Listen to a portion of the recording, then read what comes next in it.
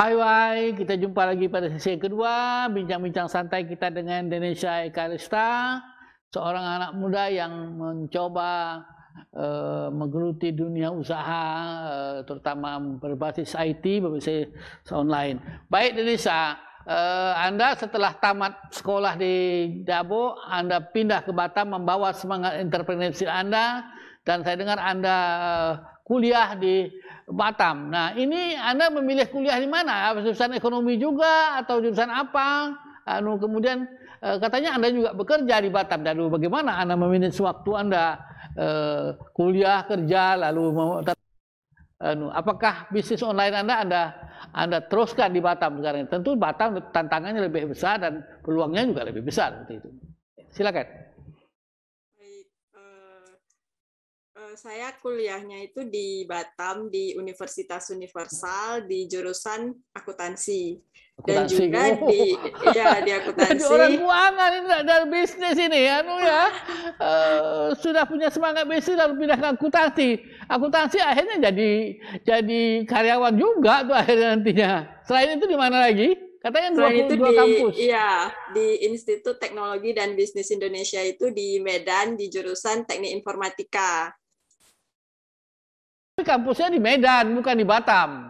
Iya, kampusnya di Medan. Karena saya kuliahnya di Batam, jadi saya pilihnya itu di base online. Oh, base online. Jadi yang di Medan pakai online, jadi Batam physical ya, langsung kuliah di. Tapi masih online Universal itu di Batam ya. Di Batam di Sungai Panas di kompleknya Mahaviara Duta Maitreya. Jadi di Batam memilih jurusan akuntansi, di Medan jurusan IT ya, jurusan teknologi ya. Berarti, okay. Iya benar. Itu tidak mempengaruhi waktu Anda, waktu membagi waktu untuk kuliahnya apa? Siang malam atau malam saja untuk kuliahnya? Ya. Untuk kuliahnya itu memang cuma malam aja karena tadi pagi saya juga kerja, jadi dari pagi sampai sore itu saya kerja di salah satu PT di Batam, lalu pulang lanjut kuliah dari sekitar jam 6 atau 6.30, kadang sampai paling malam itu 10.30. Di Batam kerjanya di bagian apa? Akuntansi atau kerja ada langsung sentuhan bisnis langsung atau enggak itu? Oh, kalau di Batam itu kerjanya di bagian accounting, dapatnya pas itu di bagian accounting, staff accounting. Jadi perusahaannya itu koneksinya itu ke Singapura. Jadi saya yang mengurusnya itu di perusahaan Singapura, mengatur data-data dari pembelian di 8 region, itu ada US, UK, Meksiko, France, Spain, dan sebagainya. Ada 8 region, itu saya ngurus pembukuannya. Sebenarnya kalau tadi Bapak singgung mengenai kenapa akuntansi, sebenarnya dulu SMA itu minat saya bukan ke akuntansi, tapi lebih ke matematika. Saya itu bukan pure menyadari kalau saya itu basicnya itu ke bisnis.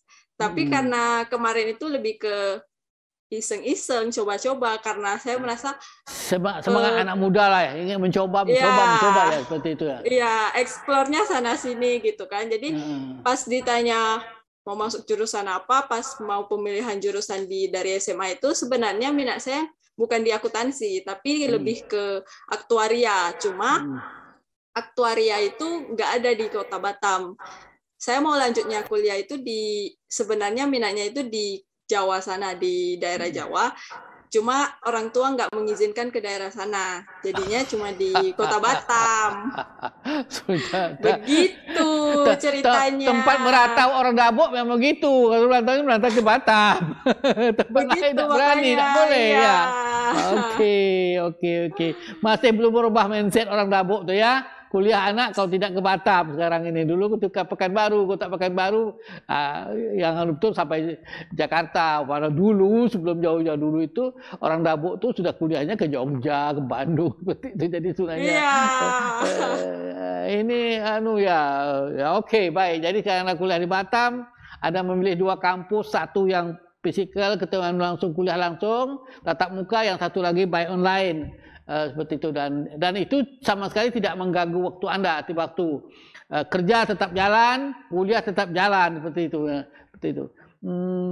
sebagai anak muda mungkin tidak ya, tapi tak capek banget Anda melakukan satu hari penuh seperti itu, hampir tak ada waktu untuk bersantai-santai, untuk istirahat, untuk membaca. Karena saya dengar Anda ini kan menyukai sastra juga, menulis puisi juga. Apakah itu tidak terganggu dengan kuliah di dua tempat, di dua kampus, lalu bekerja lagi? Nanti naluri kepenyairan Anda hilang. Kalau berbicara tentang waktu, jujur ini memang bukan suatu hal yang mudah ya, kuliah di dua kampus, terus bekerja. Sebenarnya saya juga ada magang di sebuah startup, tapi masih based online. Terus juga memegang dua organisasi, dan juga jadi freelance di salah satu agensi gitu. Kalau mau di breakdown, mau di list, itu memang kadang mikirnya gimana sih bisa ngatur waktu gitu. Tapi seusaha saya supaya saya itu nggak meninggalkan tugas-tugas saya, karena hal-hal ini semua udah saya mulai harus bisa saya selesaikan gitu. Saya punya prinsip kalau saya udah memulai sesuatu, sebisa mungkin, seusaha mungkin saya harus selesaikan gitu, bagaimanapun caranya. Filosofi yang luar biasa. Sesuatu sudah dimulai harus selesaikan. Bagaimanapun beratnya tetap harus selesaikan ya. Iya, karena itu pilihan kita gitu. Jadi kita harus bisa tanggung jawab sama pilihan kita sendiri. Tapi tidak mengganggu masa muda Anda. Ini kehilangan masa santai, masa beria-ria, berteman-teman, berkafe-kafe seperti itu tidak akan mengganggu kan? Anda jam kerja, belajar itu tidak membuat Anda kehilangan sosialisasi dengan teman-teman sekitar Anda. Ya. Kalau berbicara tentang waktu bermain, waktu hangout, waktu jalan dan sebagainya, itu sangat jelas pasti terganggu. Tapi yang ada di pikiran saya, kalau saya hari ini spend banyak waktu untuk santai-santai, nanti di masa tua justru saya yang harus spend waktu untuk bersusah-susah gitu. Jadi lebih baik saya sekarang masih punya waktu, masih muda, saya bisa explore banyak hal, saya bisa ikut ini, ikut itu, yang notabene mungkin kadang orang lain melihat untuk apa sih dia ikut ini, ikut itu, ngapain sih capek-capek ikut ini, ikut itu gitu. Toh benefitnya nggak gede, nggak dapat uang, dapat ini kan. Tapi menurut saya dari sini saya punya satu titik start untuk melanjutkan masa depan saya gitu. Jadi kayak sekarang ini ibaratnya kalau masa depan saya jadi seorang entrepreneur, jadi pengusaha atau jadi pebisnis, menurut saya di mindset orang lain itu pebisnis itu santai katanya, bisa bekerja dari mana aja, bisa kapan aja gitu. Tapi justru yang saya lihat jadi pebisnis itu nggak sesantai itu gitu. Kayak yang sekarang saya lakuin kuliah 2 kampus, kerja, magang, dan sebagainya, kayak emang mau cari satu space waktu buat santai itu emang susah gitu. Kayak mahal sekali ya, sangat sulit ya. Susah jadi, gitu. Hampir tak ada waktu untuk santai ya, karena kamu jadi kalau teman-teman saya ngajak hangout dan sebagainya, ngajak keluar, pasti selalu bentrok sama waktu kuliah atau mungkin tugas dan sebagainya. Kayak halau malam minggu itu mereka sering ngajak keluar malam minggu, tapi saya harus kuliah sampai 10.30 gitu. Terus kalau hari Minggu yang seharusnya weekend, yang seharusnya free, itu saya kadang lanjutinnya itu bikin tugas atau enggak ngerjain project freelance atau mungkin kayak sekarang live meeting gitu. Jadi sebenarnya minggu saya itu nggak benar-benar weekend gitu. Kayak apa sih minggu itu tetap ada kerjaannya juga gitu. Tapi saya juga tetap usahain buat ngatur jadwal istirahat saya, buat ngatur jadwal tidur saya. Kayak sebanyak apapun kita ikut kegiatan, sehebat apapun kita, kalau kita nggak sehat, yang nggak bisa juga gitu kan. Kesehatan nomor 1 lah. Sehat baru yang lain kan. Kesehatan nomor 1 lah ya. Kesehatan nomor 1, kerja nomor 2, hobi nomor 3 ya, seperti itu. Punya breakdown list-listnya masing-masing. Yang penting sehat dulu gitu. Kita sehat bisa ikut ini, bisa ikut itu gitu. Kayak kalau sekarang dilihat dari banyaknya kegiatan itu sebenarnya kadang ada rasa capek, tapi kadang karena itu udah jadi pilihan saya mikir balik gitu. Ini udah yang dipilih gitu. Ya udah jalanin aja secapek apapun, itu resiko yang udah kita pilih karena dari awal kita udah tahu ini bakal capek gitu kan, kuliah 2 kampus lah, kerja lah, inilah itulah gitu kan, nggak mungkin nggak capek gitu walaupun kita mikir kita mampu gitu. Tapi balik lagi, ingat motivasi kita di awal itu mau ngapain, ingat motivasi kita itu untuk apa gitu. Jadi menurut saya kalau kita punya motivasi, kita punya harapan, kita punya impian, hal-hal itu yang bakal bikin kita itu buat tetap hidup di hari ini gitu. Jadi kita fokusnya itu nggak lagi mikir masa lalu kita yang gimana-gimana gitu. Tapi fokus kita itu gimana kita bisa hidup di hari ini untuk mempersiapkan masa depan kita gitu.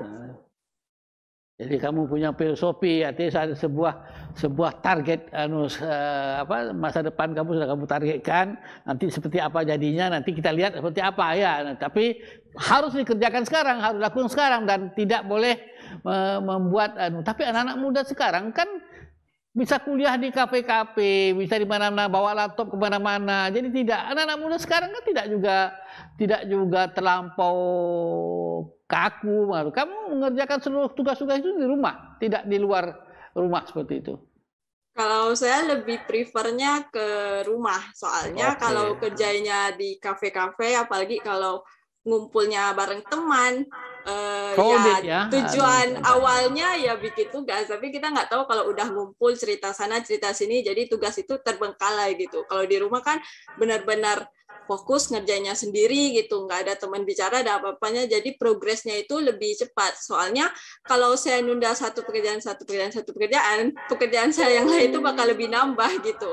Kampus A ada tugas, kalau nggak dikerjain saya bakal dapat tugas lagi dari kampus B gitu. Jadi kalau misalnya saya nggak kerjain, itu jadinya numpuk gitu. Makanya yang jadi challenging-nya itu gimana bisa ngatur waktu untuk bikin tugas. Soalnya kalau untuk tugas itu pasti bikinnya itu sehabis jam kuliah. Karena pagi sampai sore itu saya kerja, dilanjutkan dari sore sampai malam kuliah, berarti waktu bikin tugasnya itu cuma selesai kuliah gitu. Oke, saya dengar kamu ini dulu di sekolah lanjutan di Bedabuk itu selalu jadi juara kelas. Sekarang karena bertumpuk waktu, ada kuliah, ada kerja segala macam, bagaimana hasil kuliah kamu? Jadi menurun atau gimana? Atau tetap masih best, masih nilainya A terus seperti itu? Gimana sekarang? Ya, dari SD sampai SMA, puji syukur diberikan kesempatan untuk bisa dapat juara kelas. Sampai dengan kuliah pun sebenarnya saya melihat satu pandang yang berbeda, karena orang mikirnya orang yang dapat nilai A, orang yang dapat cum laude atau dapat nilai tinggi itu bisa segala hal gitu. Saya dari sana saya melihat kalau sebenarnya mindset itu nggak benar gitu. Kayak kita itu sebenarnya kayak saya sekarang di jurusan akuntansi, saya nggak benar-benar tahu semua materi akuntansi gitu. Justru saya lebih senangnya itu di mata kuliah business project. Nah, jadi menurut saya mau dimanapun kita, mau sebagai apapun posisi kita, jangan terlalu fokus dengan hal-hal yang tidak kita sukai gitu. Hal-hal yang tidak kita suka itu justru bisa mengganggu progres berjalannya langkah kita.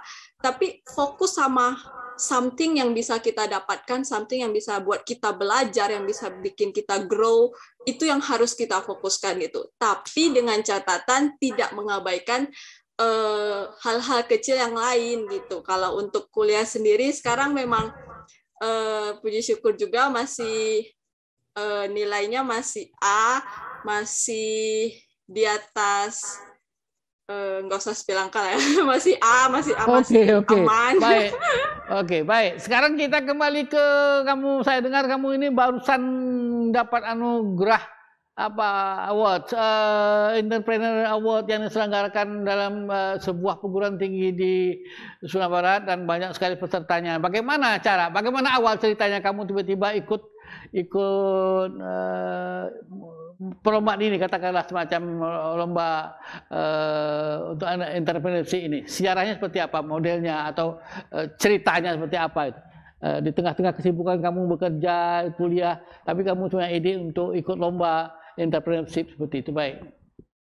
Oke, kalau untuk entrepreneurship award ini sebenarnya ini kan diadakan oleh LLDT wilayah 10 kan. Kebetulan tahun ini diadakannya itu di Sumatera Barat. Dia tiap tahun itu bergantian kota penyelenggaranya. Nah, awal mulanya itu sebenarnya karena di akuntansi juga punya yang namanya mata kuliah business project.